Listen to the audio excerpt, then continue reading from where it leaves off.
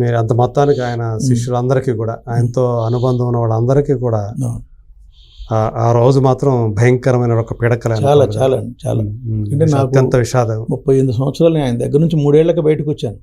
Assistant ఎడిటర్గా చేస్తూ బయటకు వచ్చాను. ఉదయం పేపర్ నుంచి అక్కడి నుంచి ఆయన దగ్గర నుంచి బయటకు వచ్చి నేను డైరెక్షన్ ఆఫర్ వస్తే బయటకు వచ్చాను. కానీ ఆయనతో నాకు సంబంధాలు మాత్రం ఎప్పుడు 31 సంవత్సరం 2 నెలలు. మే 11 రోజు కూడా ఆయన్ని రూమ్లోకి వెళ్ళాలి, ఇన్ఫెక్షన్ అవుద్దని రూమ్ బయటే ఉండి కార్డు పెట్టి నమస్కారం పెట్టి మీరు హాస్పిటల్కి వెళ్ళి రావాలి గురువు గారు, పెళ్ళికి రావాలి అని చెప్పి. నాకు తెలుసు రాలేడని తెలుసు, బట్ నా కోరిక తెలియలేదు. ఆయన లేకపోవడం మా పాప మ్యారేజ్లో నో డౌట్ పాప మ్యారేజ్ బాగా జరిగింది, ఫీల్డ్ మొత్తం వచ్చింది, అంత పొలిటికల్ ఫీల్డ్ వచ్చారు, బాగా జరిగింది. బట్ ఏదైనా ఆయన లేని లోటు బిగ్. అది నాకు ఇది ఏదైనా నా ఒక్కడి స్వార్థం పక్కన పెడితే తెలుగు చలనచిత్ర పరిశ్రమకి ఆయన లేని లోటు చాలా పెద్ద లోటు. అది అందరికి కనపడుతుంది స్పష్టంగా, చాలా స్పష్టంగా కనపడదు. ఆయన చనిపోయిన 15 రోజులు 1 మంత్ కనపడదు. ఛాంబర్ ముందు ఎవరు అర్ధనగ్నంగా వెళ్ళి కూర్చున్నారు, అక్కడ నుంచి ఏం జరుగుతున్నాయి అనేది. ఓకేనా సార్. సో ఇప్పుడు ఏంటి నెక్స్ట్ ఏ మూవీలు చేస్తున్నారు? ఇంకా నెక్స్ట్ ఇప్పుడు భైరవం నడుస్తుంది సార్. భైరవం మన విజయ్ కనకమేళ డైరెక్టర్, తమిళ సినిమా, హిట్ సినిమా. అది 3 హీరోలు, నారా రోహిత్, బెల్లంకొండ శ్రీనివాస్, మంచు మనోజ్. మంచి సినిమా అది. 3 హీరోలు కలిసి, యంగ్ హీరోస్ కలిసి. అంటే నేను ఒక సినిమా చేస్తున్నాను అనుకోవట్లే, 3 సినిమాలు చేస్తున్నాను అనుకుంటున్నాను. 3 హీరోలతో సెపరేట్ ఉంటే చేసేవాళ్ళు చేస్తే అంతే ఉండేదిగా. అంటే మీ 3 తోటి కూడా కాంబినేషన్స్ ఉంటాయా మీకు? వాళ్ళతోనే కాంబినేషన్ అది. ఆల్రెడీ 4 days అయిపోయింది. రేపటి నుంచి మళ్ళీ జయసుధ గారి కాంబినేషన్. ఓకే. సినిమా ఫీల్డ్లో నాకు ఫస్ట్ శాలరీ ఇచ్చిన, పేమెంట్ ఇచ్చిన వ్యక్తి జయసుధ గారు. కాంచన సీత సినిమాకి 87. Okay. Direction department assistant director Dasanarayana గారు, మా గురువు గారి డైరెక్షన్. Cinema hit cinema. మొదట మీరు ఆమె చెక్కే తీసుకున్నారు? చెక్ క్యాషే. అదేలే క్యాషియర్ ఇట్లా 100 రూపాయల నోట్లు ఇట్లా 25 నోట్లు ఇస్తే అప్పట్లో మన ఖర్చు 200-300 మంత్లీ. మ్యారేజ్ కాల 200 ఖర్చు, 2500 అంటే పెద్ద ఫీలింగ్ అనమాట. అవసరం లేదు అప్పుడు డబ్బులు, కానీ అరే ఫీల్డ్ మనకి ఇదేని. అందులో జయసుధ గారు, ఆమెను రేపు కలుస్తున్నానే, ఇది 37 సంవత్సరాల తర్వాత. ఇప్పుడు మళ్ళీ కలవడానికి ఎదురు పడ్డాం కానీ అంతగా మాట్లాడుకున్నంత అవకాశం రాలా. గురుగారి దగ్గర 2-3 సార్లు వచ్చింది, తను కుదరలేదు. సో రేపు తన ఎమ్మెల్యేకి పోటీ చేసిన రాజశేఖర్ గారు ఉన్నప్పుడు నేను ప్రచారానికి వెళ్ళా. కాంగ్రెస్ ప్రచార కమిటీ స్టేట్ పోస్ట్ లో ఉంటే సికింద్రాబాద్ వెళ్ళాను. కానీ ఆవిడని కలవకుండా మా ఏరియా ప్రచారం చేసి వచ్చేసాను. గెలిచింది తర్వాత వేరే విషయం. అది రేపు బాగానే తెలుసా, పరిచయం గుర్తు పడుతుందా పట్టదా అనేది రేపు తెలుస్తుంది. అయితే టక్కన కాంచన సీత అంటే వెళ్ళిపోద్ది, ఆవిడకి వెళ్ళిపోద్ది. చెప్తారేమో మీరేనండి నాకు మొదటి డబ్బు ఇచ్చింది. Compulsory sir. మనకి ఎవరు అన్నం పెట్టారో ఎవరు పెట్టారనేది మర్చిపోతామా? ఇచ్చిన వాళ్ళు పెట్టిన వాళ్ళు మర్చిపోవచ్చు, కానీ తిన్నోడు ఎవడైనా సరే అది 100 కానీ మంచి మనసే కదా. జయసుధ గారిది కూడా చాలా మంచి ఆర్టిస్ట్, న్యాచురల్ ఆర్టిస్ట్. అందుకనే ఆమె యాక్ట్ చేస్తుంటే మేకప్ వేసుకుని చేస్తున్నట్టు ఉండదు, న్యాచురల్ గా. అందుకే ఆమె పేరే సహజ నటిని వచ్చింది. అంటే జయప్రద, శ్రీదేవులతో పోలిస్తే ఆమె గ్లామర్ పరంగా తక్కువ ఉన్నప్పుడు కానీ నటన పరంగా మాత్రం అందుగురించి సహజ నటి అని చెప్పేసి ఫీల్డ్ జనం అది ఇచ్చారు. అది గొప్ప. అంతకన్నా అవార్డు ఇంకేం కావాలి ఇంకా. అవును సార్. భైరవంలో ఏం క్యారెక్టర్ చేస్తున్నారు? పెద్ద మనిషి, ఊర్లో పెద్ద మనిషి, టెంపుల్ పెద్ద మనిషి. అక్కడ ఎవరు చేశారు తమిళ్లో ఆ సినిమాని? చూడలేదు సార్ నా సినిమా అక్కడ. చూడలేదు. తెలియదు మీకు?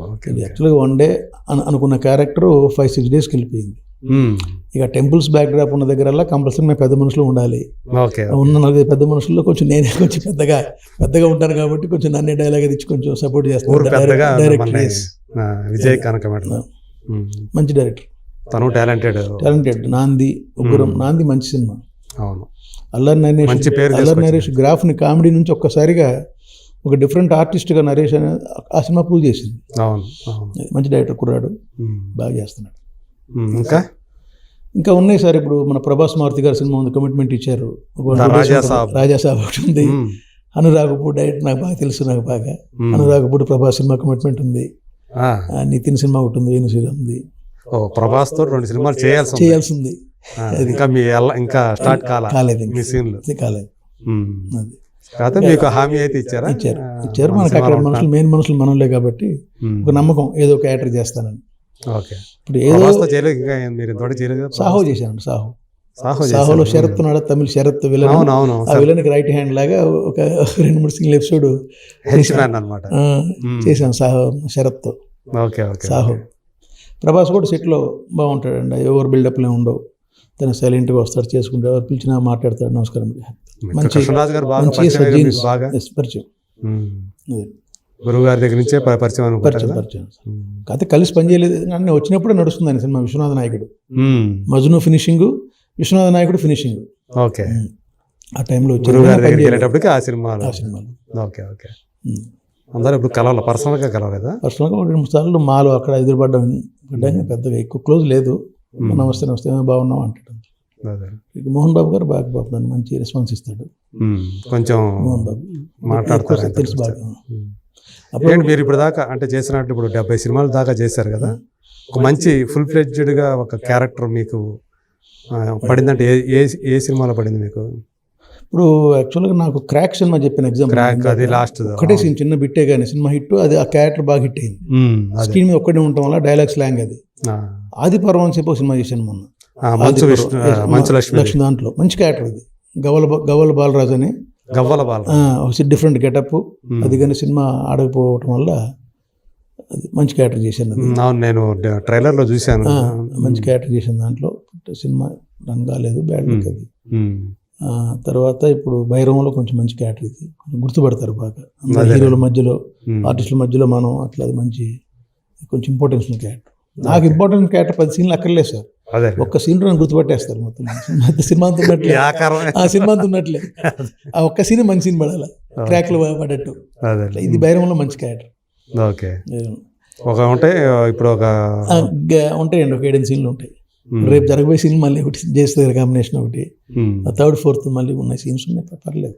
ఓకే, చాలుగా సార్. ఒక హిట్ సినిమా, తమిళ ఆల్రెడీ ఒక భాషలో హిట్ సినిమా, ఇక్కడ కూడా హిట్ అవుద్ది మ్యాక్సిమం, ఎందుకంటే అలా చేస్తున్నారు, అక్కడికన్నా ఇంకా భారీగా చేస్తున్నారు కాబట్టి, కాంప్రమైజ్ కాకుండా. మళ్ళీ ఏమైనా డైరెక్షన్ చేయాలని మళ్ళీ అట్లా ఏమైనా ఉందా, లేకపోతే ఇట్లా? అది నా చేతిలో పని సార్, అది నేను తక్కువ రోజుల్లో సినిమా చేస్తానని టాక్, అది ప్రూవ్ చేసుకున్నా, ప్రూవ్ చేసుకుని నందేవాడు కూడా తీసుకున్నా తక్కువ డేస్లో చేసి, బడ్జెట్లో.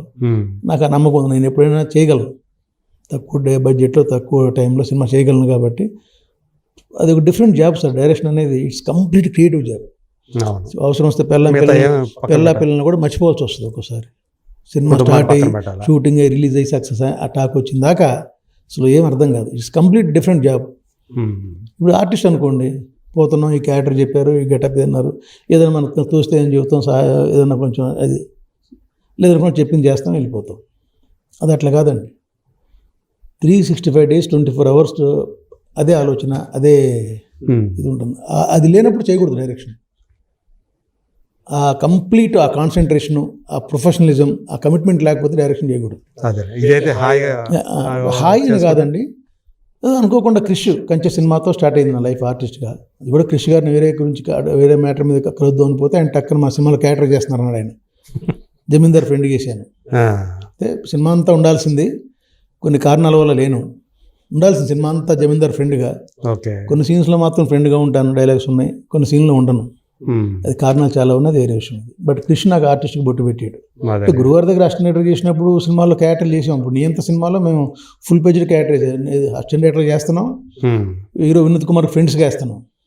అప్పుడు ఇప్పుడున్న మదర్ క్యారెక్టర్ సితారా, అప్పుడు హీరోయిన్ దాంట్లో సితారా, పుండరీకాక్షి విలను. అప్పుడు ఆర్టిస్టులు దొరక్క టైం లేదు, వద్దని మీరు వేసేయండి అన్నాడు. నేను నందు కూడా నందు, నేను మీ జర్నలిస్టు నాగేంద్ర కుమార్, అతనికి ఆర్టిస్ట్ బాగా ఇంట్రెస్ట్, దాంట్లో క్యారెక్టర్ చేశాడు. మీ ఇంతలో మా ఫ్రెండ్గా, హీరో ఫ్రెండ్గా, అది నాగేంద్ర కుమార్కి బాగా గుర్తు ఇప్పుడు కూడా. మీ పేరులో ఎందుకు రెడ్డి అనే పేరు ఎందుకు తీసేశారు? నేనేం తీసేయలేదు సార్, అది అంటే మీరు స్క్రీన్ గురువు గారు రామకృష్ణ అని పిలిచేవాడు. ఇంకా అట్లనే అసిస్టెంట్ డైరెక్టర్ కూడా గూడా రామకృష్ణ అని పడుతుంది, జి రామకృష్ణ అని. ఈయన డైరెక్షన్ చేసినప్పుడు కూడా ఒక సినిమాకి జిఆర్ కృష్ణారెడ్డి అని పెట్టాడు ప్రొడ్యూసర్, మిగతా సినిమాకి గూడా రామకృష్ణ అనే ఫిక్స్ అయిపోయింది. రామకృష్ణారెడ్డి అంటే గుర్తుపట్టరు, గూడా రామకృష్ణ అంటేనే గుర్తుపడతారు, రామకృష్ణారెడ్డి అంటే అనుకుంటారు. గూడా ఇంపార్టెంట్, గూడా రామకృష్ణ, లేదంటే దాసనారాయణ శిష్యుడు అంటే గుర్తుపడతారు. అట్లా అది అట్లా వచ్చేసింది స్క్రీన్ నేమ్ అట్లా. No doubt sir. కాంగ్రెస్ లో నుంచి వైఎస్ఆర్సీపీలో కాకుండా బీజేపీలోకి ఎందుకు వచ్చారు? వైఎస్ఆర్సీపీ అంటే రాజశేఖర రెడ్డి గారు నా మనిషి, నాకు పరిచయం బాగా, నాకు రెస్పాన్స్ ఇచ్చేవాడు. నేను ఆయన ఉన్నప్పుడు సర్వీస్ చేస్తున్నాం. ఆయన ఇంకొక 10 రోజులు ఉంటే నేను ఎఫ్డీసీ చైర్మన్, అది నాకు తెలుసు. ఆ పోస్ట్కి మహామహులు పేర్లు ఫైల్స్ ఉన్నాయాడ, కానీ నా ఫైల్ పక్కన పెట్టేశాడు స్టాంప్ వేసి ఆయన. అవునా? నాకు తెలుసు అది. ఆయన లేనప్పుడు ఇంకా ఈ జగన్ బిగినంతా నాకు అసలు మనకి యువత లింకులు లేవు. లక్ష్మణ్ గారు నాకు బాగా క్లోజ్ ఫ్రెండ్, ఇది మన బీజేపీ డాక్టర్ లక్ష్మణ్ గారు. ఇక రామకృష్ణ వచ్చే ప్రచార కమిటీలు వేస్తాను వచ్చాయన్నాడు బీజేపీకి. అప్పుడే మోదీ గారి కొన్ని ఆయన ఆలోచనలు, ఆయన అనౌన్స్మెంట్లు, ఆయన పథకాలు నచ్చినాయి కొన్ని మోదీ గారి, నచ్చి దాంట్లోకి వెళ్ళి అది ఇప్పుడు కూడా ప్రజెంట్ కూడా బీజేపీలో ఉన్నట్లే స్టేట్ పోస్ట్లో వెళ్ళటలేదు. ఓపిక లేదు, ఆ దొంగటాలు ఉరకటాలు మీటింగ్లు అవి ఇవి ఏమన్నా చేయలేము, పోవట్లేదు. ఇప్పుడున్న 6 నెలలకు ఒకసారి ఒట్టిగా పోయి ఎట్లా వస్తుంది అంతే. అంటే నిజాయితీగా చెప్పండి, మీకు గత 5 సంవత్సరాల కాలంలో వైసీపీ కాలంలో ఏపీలో ఉన్న పరిస్థితులను మీరు సాటిస్ఫాక్షన్గా ఉండారా? మీరు అతను చేసిన పాలన, వైఎస్ఆర్ పాలనకి వాళ్ళ అబ్బాయి పాలనకి ఏమన్నా పోలిక ఉంది? అసలు పోలిక లేదు సార్, తేడా ఉంది. అంటే సంక్షేమ పథకాలను ఇంకొంచెం ఎక్కువ చేశాడు తప్ప భౌగోళికంగా స్టేట్ డెవలప్మెంట్ మీద కాన్సన్ట్రేషన్ చేయలేదు. సంక్షేమ పథకాలు ఓట్ బ్యాంక్ కోసం ఆ సంక్షేమ పథకాలని రాజశేఖర్ గారు చేసినవన్నీ ఇంప్లిమెంట్ చేశాడు, పేర్లు మార్చి ఇంకొన్ని చేశాడు తప్ప ఈవెన్ రోడ్లు కూడా డెవలప్మెంట్ మీద చూసుకోలేదు. స్టేట్ డెవలప్మెంట్, ఫ్యాక్టరీస్ కావచ్చు, ఐటీ ఇది కావచ్చు, ఏదైనా కావచ్చు, కనీసం ప్రారంభిస్తే ఆయన కాస్త చేయలేదు. అది మైనస్ అయింది. సరే, ఇప్పుడు చంద్రబాబు నాయుడు గారు బీజేపీ ఉన్నారు కదా, పవన్ కళ్యాణ్ కొంత ప్రాక్టికల్గా ఆలోచిస్తున్నాడు, కానీ ఆయన ఒక్క డెసిషన్ కాదు కదా. ఇక్కడ బీజేపీకి రిపోర్ట్ పోవాలి, సీనియర్ సీఎం చంద్రబాబు నాయుడుకి ఇక్కడ మెయిన్ సీఎం ఆయన ఇది ఉండాలి. అది ఒక గ్రూప్ డెసిషన్. అది అవును, గ్రూప్ డెసిషన్. స్వతంత్రంగా మాట్లాడటం వేరు సార్, మాట్లాడటం వేరు, చేతలతో చేయటం వేరు. అవును, మాటలే ఉంది సార్, ఈ లిప్స్ నోటి నుంచి 1000 పోతాయి. నేను అది చేయాలనుకుంటున్నా, ఇది చేయాలనుకుంటున్నా. ₹1 వాడికి నన్ను సహాయం చేసేవనుకో, అది గొప్ప. నువ్వు ₹1 కోటి మాటలు మాట్లాడతావు. ₹1 ఎవరికైనా సహాయం చేసే సమస్యల్లో, కష్టాల్లో ఉన్నాడు, ఆకలితో ఉన్నాడు, అన్నం పెట్టు. పెడతానంటాం వేరు, స్టేజ్ మాటలు వేరు, ప్రాక్టికల్గా చేయటం వేరు. అలా ప్రాక్టికల్గా చేసిన మనుషులు కొందరు ఉన్నారు సార్ పొలిటికల్గా. ఎన్టీ రామారావు గారు ఒకరు. ఆర్టిస్ట్ పక్కన పెట్టండి, ముఖ్యమంత్రిగా కొన్ని పథకాలు కానీ కొన్ని కానీ ఇంప్లిమెంట్ చేశాడు. అప్పుడు దాకా ఒక రెవల్యూషన్, ఒక రాజశేఖర్ గారు కొన్ని పథకాలు తీసుకొచ్చి అఫ్కోర్స్ అప్పటికే తెలంగాణ ఇక్కడ డెవలప్ అయింది అనుకున్న వేరే విషయం. అది ఏపీ వైజాగ్ ఇక్కడ ఇది, అది ఇంకొంచెం డెవలప్ చేసుకుంటూ ప్రాక్టికల్గా చేసింది రాజశేఖర్ గారు. ఇక తర్వాత గవర్నమెంట్ చంద్రబాబు నాయుడు కూడా కొన్ని మంచి పనులు చేయడానికి లేదు, ఇంకొన్ని మైనస్లు ఉన్నాయి, అన్నిటి అందరికీ ఉంటాయి. అయితే ప్రాక్టికల్గా అభివృద్ధి అనేది ఎవరి హయాంలో జరుగుతుందో అదే మీకు చిరస్థాయిగా ఉండిపోతుంది. అంతే కదా. దాసనారాయణరావు గారు గేట్లు ఓపెన్ చేసి పెట్టడం వేరు, కొంతమంది ఇళ్ళ ముందుకు వెళ్తే మంచినీళ్ళు కూడా ఇవ్వరు. మంచినీళ్ళు గేట్లు ఓపెన్ చేసేసి సెక్యూరిటీ వాళ్ళు అడగరు, ఎవడే ఎంత కావాలంటే జూనియర్ ఆర్టిస్ట్ వెళ్ళిపోతాడు, పెద్ద స్టార్ వెళ్ళిపోతాడు, స్టార్ ఏదో అవుతాడు, జూనియర్ ఆర్టిస్ట్ 5 అవుతాడు లోపలికి వెళ్ళి. మంచినీళ్ళు, టీ, కాఫీలు, మజ్జిగలు ఎండాకాలం. ప్రాక్టికల్ చేయటం వేరు సార్.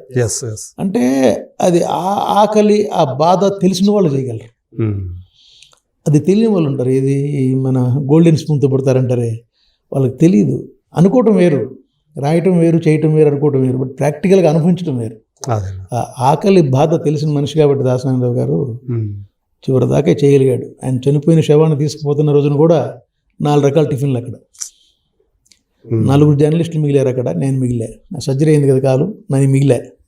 4 జర్నలిస్టులు, సూకు లేట్ రామారావు, పసుపేట రామారావు గారు, ఇంకో 2-3 నేను. ఎవరి ఈగలు కూడా లేవు అక్కడ. ఇంకా శవం వెళ్ళిపోయింది.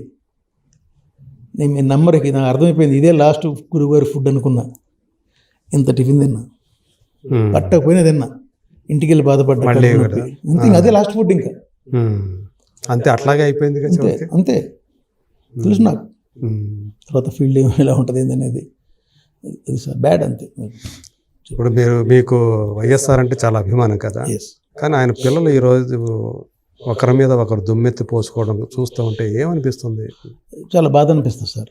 ఎందుకు బాధ అంటే, కొన్ని లక్షల మంది, కోట్ల మంది సమస్యలు సాల్వ్ చేసిన మనిషి పిల్లలు ఆ పొజిషన్లో ఉంటే, సోకాళ్ళు పెద్ద మనుషులు ఎవరు కూడా వాళ్ళ సమస్యల పరిష్కారం కోసం వెళ్ళి కానీ సాల్వ్ చేయడం కానీ ఇప్పటికి చేయలేకపోతున్నారు.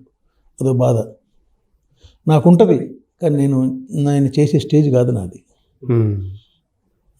బాధ. అంటే ఆమె వాళ్ళ అన్నయ్య మీద ఏదైతే ఇప్పుడు తను బహిరంగ లేఖల ద్వారా కానివ్వండి, అదే ఆస్తుల గురించి తన వ్యక్తిత్వాన్ని హననం చేసే విధంగా ఆయన కొంతమంది సోషల్ మీడియా వాళ్ళు నన్ను టార్గెట్ చేసి నీచంగా నా గురించి రాస్తుంటే పట్టించుకోలేదు అని ఆమె చెప్పే విషయాలు కానీ ఆయన ఖండిస్తే ఇదంతా జరిగేది కాదు. నన్ను ఇట్లా వాళ్ళు నీచపు రాతలు నా మీద రాస్తే కూడా ఆయన పట్టించుకోలేదు. పెద్ద కోడల గురించే, తన గురించే అనేక రకాలుగా ఆమె అంటే ఆమె వ్యక్తిత్వాన్ని కించపరిచే విధంగా కొంతమంది సోషల్ మీడియా కార్యకర్తలు ఆ రోజుల్లో రాస్తూ ఉంటే అసత్య ప్రజలు తను వాటిని ఎప్పుడు కూడా ఖండించలేదు. అందువల్ల వాళ్ళు పెట్టిరైపోయి నా గురించి అలాంటి అవాకులు ఈవెన్ ప్రభాస్తో కూడా లింకులు పెట్టి రాశారు. వాళ్ళను కూడా ఖండించలేదు, అప్పుడు కూడా ఖండించలేదు. ఆయన దాన్ని తుంచేసినట్టయితే అప్పుడే కనుక ఇస్త్రీ ఇక్కడ దాకా వచ్చేది కాదు ఈరోజు అని చెప్పేసి ఆమె ప్రస్తావించిన అంశాలు కానివ్వండి, అవన్నీ అంటే వాళ్ళిద్దరి మధ్య అది నలుగుతోంది. ఒకప్పుడు నేను జగనన్న వదిలిన బాణాన్ని అని చెప్పుకున్న ఆమె ఈరోజు బయటకు వచ్చి ఇన్ని విషయాలు ఎందుకు బయట పెడుతుంది ఏంటి అనేది కూడా చాలా మందికి క్వశ్చన్ మార్క్ లాగా. క్వశ్చన్ మార్క్ అంటే కొంతేమో ఈ ప్రతిపక్ష వేరే పార్టీలు వాళ్ళు ఇన్వాల్వ్మెంట్ అయ్యి జగన్కి యాంటీగా చేయాలని అనుకుంటున్నారు. కొంత ఒరిజినల్గా ఏంటంటే కొంచెం ఆస్తులకు సంబంధించి కొన్ని గొడవలు ఉన్నాయి ఉండొచ్చు. ఆస్తులకు సంబంధించి రాజశేఖర్ గారు ఉన్నప్పుడు కొన్ని ఏదో డివైడ్ చేశారు, తర్వాత కొన్ని ఎట్లా పార్ట్నర్షిప్లు అట్లా అవి తేడాలు వచ్చినాయి అనేది. తను జగన్ ముఖ్యమంత్రిగా ఉన్నప్పుడు తనకు ఒక ఇంపార్టెన్స్ రోల్ ఇవ్వలేదని ఒకటి మొదటి నుంచి కూడా ఉంది ఒక ఫీలింగ్. అందు గురించి ఆమె ఇక్కడికి వచ్చి ఇక్కడ పెట్టారు, ఇక్కడ పార్టీ పెట్టారు కదా. సో ఇప్పుడు కాంగ్రెస్లో ఉండటం వల్ల దానివల్ల కూడా ఒక రకమైనటువంటి శత్రుత్వ భావన ఉందా ఏమన్నా అని అంటే ఒకటి సార్, ఆమె ఏం పార్టీ పెట్టినా కూడా ఒక స్టెబిలిటీ లేదు. తెలంగాణలో ఇది పార్టీ పెట్టింది, ఇక్కడ కొందరు లీడర్స్ని లాక్కుంది, వాళ్ళకి బేస్లెస్ చేసింది, ఇక్కడ పార్టీని తీసింది, మళ్ళీ ఎటో పోయింది. ఒక స్టెబిలిటీ లేదు, నమ్మకం లేదు తన మీద ఎవరికి ఏం చేస్తా అనేది. వైఎస్ఆర్ వేరు, వైఎస్ఆర్ కూతురు వేరు, వైఎస్ఆర్ కొడుకు వేరు, తేడా ఉంటుంది యాక్టివిటీస్కి. అంటే ఆయన బ్రతికిన తీరుకి అవి చూసినప్పుడు అసలు ఈ రకమైన వాతావరణం అన్ని ఎవరు ఊహించాలి అసలు. అవును అవును, గొడవలు పడతారు ఇద్దరు కూడా అనేది దానికోసం కామన్ సార్. అది ఇప్పుడు దాసనాండ గారు చనిపోయారు, ఇప్పుడు పిల్లలు అదే పరిస్థితి కదా. మరి అన్ని తెలిసిన వాళ్ళు తీరలే, అన్ని తెలిసిన వాళ్ళు ఉన్నారు. నాకు తెలుసు, ప్రభు మ్యారేజ్ అయింది, డైవర్స్ కోర్టులో అప్లై చేశారు, డైవర్స్ రాకుండానే ఇంకో మ్యారేజ్ చేశారు, ప్రభ మేనకోళ్ళ నుంచి మ్యారేజ్ చేశారు. అది నేను క్వశ్చన్ చేశాను గురువుగారిని, అయిపోతుందని చెప్పారు రా అన్నాడు. గురువుగారు అయిపోవటం వేరు, రావటం వేరు, ఈ లోపు చేయకూడదు కదా అన్నాను. అంతే కదా, వచ్చిన తర్వాత అన్ని ఆర్డర్స్ వచ్చిన తర్వాత కదా. చివరి దాకా నేను ఆయన క్వశ్చన్ చేసేవాడిని అండి, సినిమాల గురించి కానీ వేరే మ్యాటర్స్ గురించి కానీ నేను క్వశ్చన్ చేసేవాడిని. అలా ధైర్యంగా నేను ఒక్కడినే చేసాను ఆయన క్వశ్చన్ అని అనుకునేవాడిని ఇప్పుడు దాకా కూడా. మాకు మొహోటం ఉంది సార్. ఇప్పుడు నేను ఆయన దగ్గర నుంచి ఆయన నుంచి ఏదో లక్షల కోట్లు ఆశిస్తే ఆయన పెద్దానికి తన అనాలి. నాకు ఆశ ఎప్పుడు లేదు. ఆయన దగ్గర జాయిన్ అయ్యాం, నేర్చుకున్నాం, బయటకు వచ్చాం, డైరెక్షన్ చేసాం, అయిపోయింది. ఆయన నాకు ఎవరికి ఈవెన్ ఇంపార్టెన్స్ నాకు ఇచ్చాడు. రాష్ట్ర ఎడిటర్ చేసాము, అటు ఉదయం పేపర్లో సబ్ ఎడిటర్ చేశాను, ఇంకా అన్ని వాల్యూస్ ఇచ్చాడు నాకు. అంతకని ఇప్పుడు కొన్ని అన్ని డబ్బుల రూపంలో ఉండవండి. అంటే మీలో ఒక అసిస్టెంట్ డైరెక్టర్ ఉన్నాడు, ఫస్ట్ అసిస్టెంట్ డైరెక్టర్, తర్వాత ఒక జర్నలిస్ట్, సబ్ ఎడిటర్ ఉదయం తెలంగాణ డిస్ట్రిక్ట్స్కి. అప్పుడే మాకు సజ్జల రామకృష్ణారెడ్డి, ఇప్పుడు ఆంధ్రజ్యోతి ఎడిటర్ శ్రీనివాస్, వీళ్ళంతా జర్నల్ డెస్క్. కేఎన్వై పతంజలి గారు ఉదయం. అప్పుడే మన జర్నలిస్ట్ ప్రభు సినిమాల నుంచి జర్నలిస్ట్కి వచ్చాడు ఆయన, శివరంజని వీక్లీ, అల్లం శ్రీధరేమో ఉదయం వీక్లీ. మళ్ళీ డైరెక్టర్ అయ్యారు, మళ్ళీ ఇప్పుడు నటుడు. అనుకున్నాయి సార్, దేనికోసం ఫీల్డ్కి వచ్చాను, అది నంది అవార్డుతో సాధించాం. డైరెక్టర్గా ఎవరు రికమెండేషన్ లేకుండా దాసనాండ గారి దగ్గర జాయిన్ కావడమే నాకు పెద్ద రికార్డ్ అప్పట్లో. అది సాధించాం, నంది అవార్డు సాధించాను, జర్నలిస్ట్ చేశాను, పొలిటికల్ లీడర్ చేశాను, ఇప్పుడు చివరి మూవీలో ఆర్టిస్ట్ చేస్తున్నాను. చెప్పుకుంటాను కొన్ని సినిమాలు ఉన్నాయి, జనం గుర్తుపడుతున్నారు బయట. సంతోషం అంతే. ఇదంతా నా తల్లిదండ్రులు, గురువు గారు చేసింది అనుకుంటాను నేను. Right sir, thank you so much Ramakrishna గారు. విషయాలు తెలియజేశారు. రొటీన్గా కాకుండా నాతో కొన్ని డిఫరెంట్ మ్యాటర్స్ మీరు చెప్పించారు, సంతోషం. ఏదున్నా నా చివరి శ్వాస వరకు నా లైఫ్ సినిమా ఫీల్డే, ఆర్టిస్ట్గా కంటిన్యూ అవుతాం. డైరెక్షన్ చేతిలో పని, అది ఎప్పుడేం చేసేది చేస్తాను. ఏదైనా వస్తే కనుక అవకాశం, మంచి అవకాశం వస్తే తప్పకుండా మంచి హ్యాపీగా మీ పని మీరు చేసుకోండి, నటుడిగా Okay. మంచి అవకాశాలు రావాలని, మంచి మంచి కార్యక్రమాలు మనస్ఫూర్తిగా కోరుకుంటూ thank you thank you so much అండి. Thank you